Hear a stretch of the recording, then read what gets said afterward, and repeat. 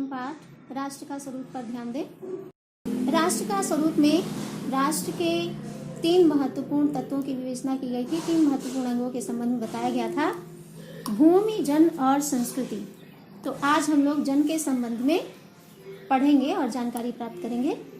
मातृभूमि पर निवास करने वाले मनुष्य राष्ट्र का दूसरा अंग है। पृथ्वी हो और मनुष्य न हो तो राष्ट्र की कल्पना असंभव। पृथ्वी और जन दोनों के सम्मिलन से ही राष्ट्र का स्वरूप संपादित होता है। जन के कारण ही पृथ्वी मातृभूमि की संज्ञा प्राप्त करती है। पृथ्वी माता है और जन सच्चे अर्थों में पृथ्वी का पुत्र है। माता भूमि, पुत्रो अहम पृथिव्या। तो जन के संबंध में बताया गया कि वास्तव में जो जन अर्थात जनता है, जो लोग हैं, वह राष्ट्र का दूसरा महत्वपूर्ण अंग है। अगर किसी भी राष्ट्र में बहुत अधिक भूमि हो, उसका विस्तार बहुत दूर दूर तक हो, लेकिन मनुष्य ही ना हो तो फिर राष्ट्र की कल्पना भी नहीं की जा सकती। इस प्रकार भूमि, पृथ्वी और वहाँ रहने वाले जो लोग हैं, जन हैं, उन दोनों के सम्मिलन से ही राष्ट्र का स्वरूप संपादित होता है। और उन्हीं लोगों के कारण ही पृथ्वी को मातृभूमि कहकर भी पुकारा जाता है, क्योंकि उस राष्ट्र में निवास करने वाले लोग ही मातृभूमि को, पृथ्वी को माता समझते हैं और मातृभूमि कहते हैं। यही कारण है, कहा गया है कि यह भूमि हमारी माता है और मैं उसका पुत्र हूँ। जन के हृदय में इस सूत्र का अनुभव ही राष्ट्रीयता की कुंजी है। इसी भावना से राष्ट्र निर्माण के अंकुर उत्पन्न होते हैं। यह भाव जब सशक्त रूप में जागता है तब राष्ट्र निर्माण के स्वर वायुमंडल में भरने लगते हैं। इस भाव के द्वारा ही मनुष्य पृथ्वी के साथ अपने सच्चे संबंध को प्राप्त करते हैं। जहाँ यह भाव नहीं है वहाँ जन्म और भूमि का संबंध अचेतन और जड़ बना रहता है। जिस समय भी जन का हृदय भूमि के साथ माता और पुत्र के संबंध को पहचानता है, उसी क्षण आनंद और श्रद्धा से भरा हुआ उसका प्रणाम भाव मातृभूमि के लिए इस प्रकार प्रकट होता है। नमो मात्रे पृथिव्यै, नमो मात्रे पृथिव्यै। माता पृथ्वी को प्रणाम है, माता पृथ्वी को प्रणाम है। तो लोगों के हृदय में जब राष्ट्रीयता की भावना, भूमि को माता समझने की भावना जब बलवती होती है, तो वास्तव में वही राष्ट्रीयता का मूल स्रोत है। और उसी अंकुर के निर्माण से, उसी अंकुर को विकसित और पल्वित करने से राष्ट्रीयता की भावना उत्पन्न होती है।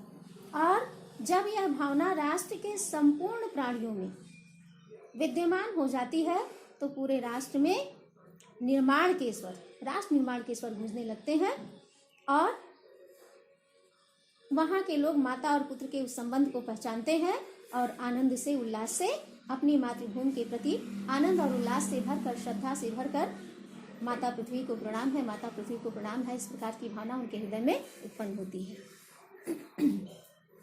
यह प्रणाम भाव ही भूमि और जन का दृढ़ बंधन है। इसी दृढ़ भित्ति पर राष्ट्र का भवन तैयार किया जाता है। इसी दृढ़ चट्टान का चिर जीवन आश्रित रहता है। इसी मर्यादा को मानकर राष्ट्र के प्रति मनुष्यों के कर्तव्य अधिकारियों का उदय होता है। जो जन पृथ्वी के साथ माता और पुत्र के संबंध को स्वीकार करता है, उसे ही पृथ्वी के वरदानों में भाग पाने का अधिकार है। माता के प्रति अनुराग और सेवा भाव पुत्र का स्वाभाविक कर्तव्य है। वह एक निष्कारण धर्म है। स्वार्थ के लिए पुत्र का माता के प्रति प्रेम पुत्र के अधःपतन को सूचित करता है। जो जन मातृभूमि के साथ अपना संबंध जोड़ना चाहता है, उसे अपने कर्तव्यों के प्रति पहले ध्यान देना चाहिए।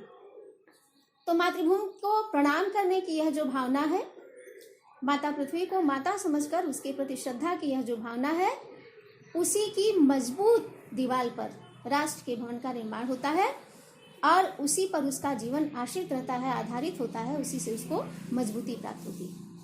और यह भावना राष्ट्र में निवास करने वाले मनुष्यों के प्रति कर्तव्य की भावना से होनी चाहिए। कर्तव्य, और जब कर्तव्य की भावना बलवती होती है तो उसके बाद फिर अधिकार की भावना आती है। तो अपनी मातृभूमि के प्रति जो लोग इस संबंध को कर्तव्य भाव से स्वीकार करते हैं, इस श्रद्धा को कर्तव्य भाव मानकर अपने हृदय में रखते हैं, वह वास्तव में एक निष्काम धर्म का पालन करते हैं। और अगर स्वार्थ के लिए कि हाँ हमारी भूमि है, ये हमको देती है, इसलिए हमको इसको करना चाहिए, इस प्रकार की स्वार्थ की भावना रख करके अगर हम उसको प्रेम करते हैं, तो वास्तव में उस पुत्र का, उस राष्ट्र के पुत्र का अधः पतन है, इसलिए उसको निष्काम भाव से यह पृथ्वी हमारी माता है, ऐसा भाव हृदय में रख करके संबंध जोड़ना चाहिए। माता अपने सब पुत्रों को समान भाव से चाहती है।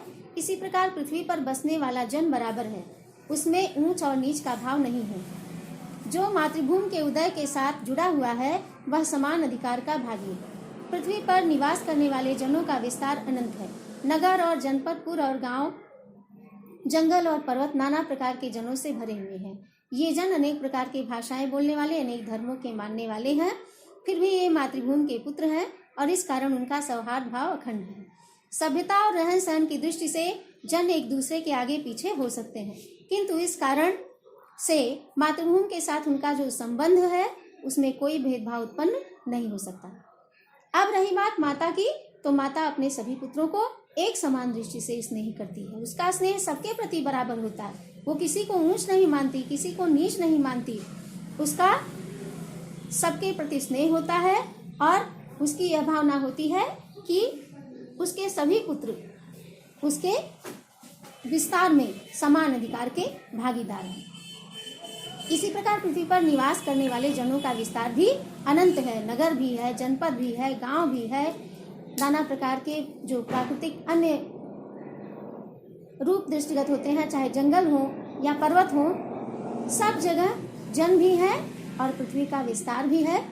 इसी पृथ्वी पर अनेक भाषाओं को बोलने वाले, अनेक धर्मों को मानने वाले हैं, लेकिन वो सब के सब चूंकि मातृभूमि के ही पुत्र हैं, मातृभूमि के प्रति समर्पित है, इसलिए नाना प्रकार की विविधताओं से युक्त होते हुए भी एकता की भावना से युक्त रहते हैं।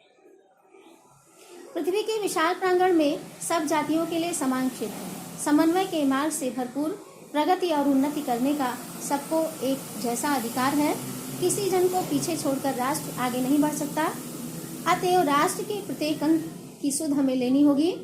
राष्ट्र के शरीर के एक भाग में यदि अंधकार और निर्बलता का निवास है तो समग्र राष्ट्र का स्वास्थ्य उतने अंश में असमर्थ रहेगा। इस प्रकार समग्र राष्ट्र को जागरण और प्रगति की एक जैसी उदार भावना से संचालित होना चाहिए। इसलिए जितने भी लोग उस राष्ट्र के भीतर रह रहे हो उनमें बिना भेदभाव करते हुए सामंजस्य बनाकर तभी राष्ट्र का सच्चे अर्थों में विकास संभव है और तभी राष्ट्र के स्वरूप का स्वस्थ निर्माण हो सकता है।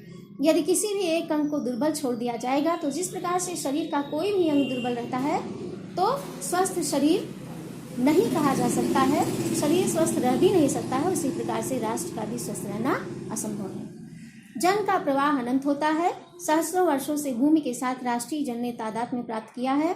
जब तक सूर्य की रश्मियां नित्य प्रातःकाल भुवन को अमृत से भर देती हैं तब तक राष्ट्रीय जन का जीवन भी अमर है।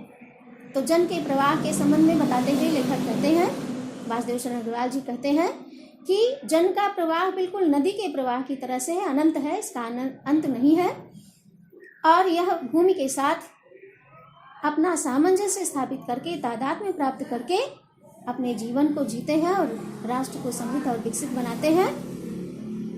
जब तक सूर्य की रश्मियां हैं और नित्य प्रातःकाल उस राष्ट्र को प्रकाश से भरती हैं तब तक राष्ट्रीय जन का जीवन भी अमर और सुरक्षित है। इतिहास के अनेक उतार चढ़ाव पार करने के बाद भी राष्ट्र निवासी जन नई उठती लहरों से आगे बढ़ने के लिए अजर अमर है। जन का सततवाही जीवन नदी के प्रवाह की तरह है जिसमें कर्म और श्रम के द्वारा उत्थान के अनेक घाटों का निर्माण करना है।